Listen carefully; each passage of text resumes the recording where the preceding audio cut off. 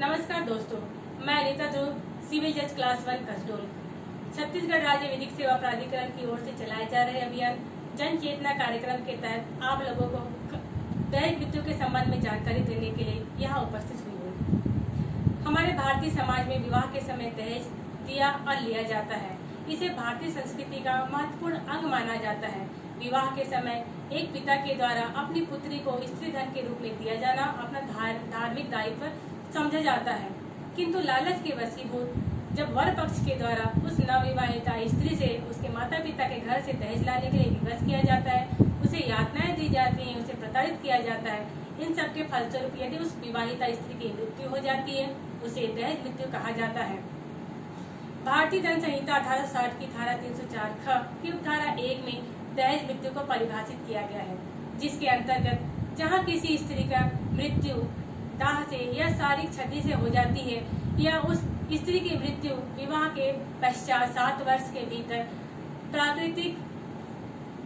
प्राकृतिक परिस्थितियों से भिन्न तरीके से हो जाती है और यह दर्शित किया जाता है कि उस स्त्री की मृत्यु के ठीक पूर्व उसके पति या नातेदार के द्वारा उसे दहेज के लिए परेशान किया गया है, क्रूरता कारित की गई है, ऐसी मृत्यु दहेज मृत्यु कही जाती है और उसके पति या पति के नातेदार दहेज मृत्यु के आरोपी माने जाते हैं। दहेज मृत्यु के लिए कुछ आवश्यक शर्तें होती हैं। ऐसा नहीं है कि उस स्त्री का विवाह हुआ और विवाह के पश्चात उसकी मृत्यु हो गई तो उसके परिवारजनों पर दहेज मृत्यु का इल्जाम लगेगा। दहेज मृत्यु के लिए आवश्यक शर्तें होती हैं। जब ये शर्तें पूरी होती हैं तभी उसके परिवारजनों पर दहेज मृत्यु का आरोप लग सकता है। तो सबसे पहली शर्त है उस स्त्री का विवाह 7 वर्ष के भीतर हुआ हो। विवाह के पश्चात 7 वर्ष के भीतर उस स्त्री की मृत्यु हो जाती है और यह दर्शित होता है कि उसकी मृत्यु के ठीक पूर्व उसे प्रताड़ित किया गया है, उसे यातनाएं दी गई, उसे तंग किया गया है। दूसरी शर्त है उस विवाहिता स्त्री से दहेज की मांग की गई हो।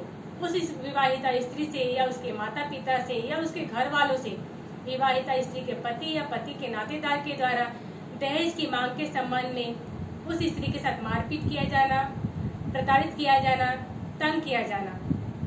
तीसरी शर्त है उस विवाहिता स्त्री की अप्राकृतिक तरीके से मृत्यु।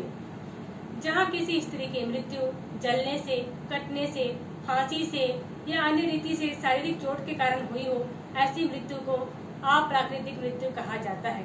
यदि किसी स्त्री की मृत्यु, विवाहिता स्त्री की मृत्यु बीमारी से हो जाती है तो यह प्राकृतिक मृत्यु मानी जाती है और उसके परिवारजनों पर दहेज मृत्यु का आरोप नहीं लगेगा। चौथी और महत्वपूर्ण शर्त है उस विवाहिता स्त्री के मृत्यु के ठीक पूर्व दहेज की मांग किए जाने का साक्ष्य। दोस्तों, दहेज मृत्यु के संबंध में उसके परिवारजनों को दोषी ठहराए जाने के लिए साक्ष्य का होना बहुत आवश्यक है।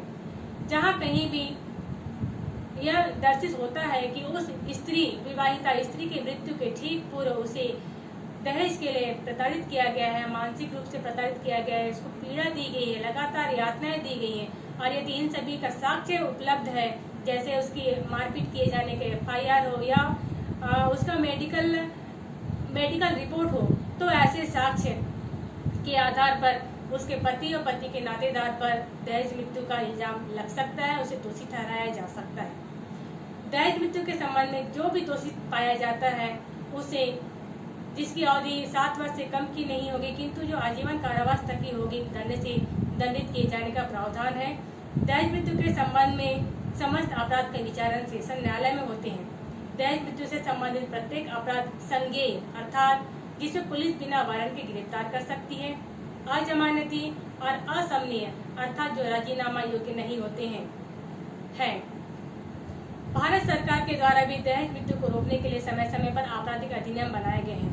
सर्वप्रथम दहेज निषेध संशोधन अधिनियम 1986 लागू किया गया था, जिसमें दहेज निषेध अधिनियम, दंड प्रक्रिया संहिता, भारतीय दंड संहिता और भारतीय साक्ष्य अधिनियम में संशोधन किए गए हैं। भारतीय दंड संहिता में धारा 498 क डाली गई है जो कि दहेज के लिए दंड प्रदान करती है।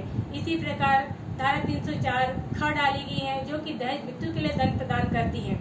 इसी प्रकार भारतीय साक्ष्य अधिनियम में धारा 113 क और धारा 113 ख डाली गई है। धारा 113 क के तहत किसी विवाहिता स्त्री द्वारा आत्महत्या के लिए उत्पीड़न किए जाने के बारे में अवधारणा की गई है। उसी प्रकार धारा 113 ख में परिस्थितियां जो दहेज मृत्यु से संबंधित है की अवधारणा की गई है। दोस्तों, कानून बुराई से निपटने के लिए पर्याप्त नहीं है।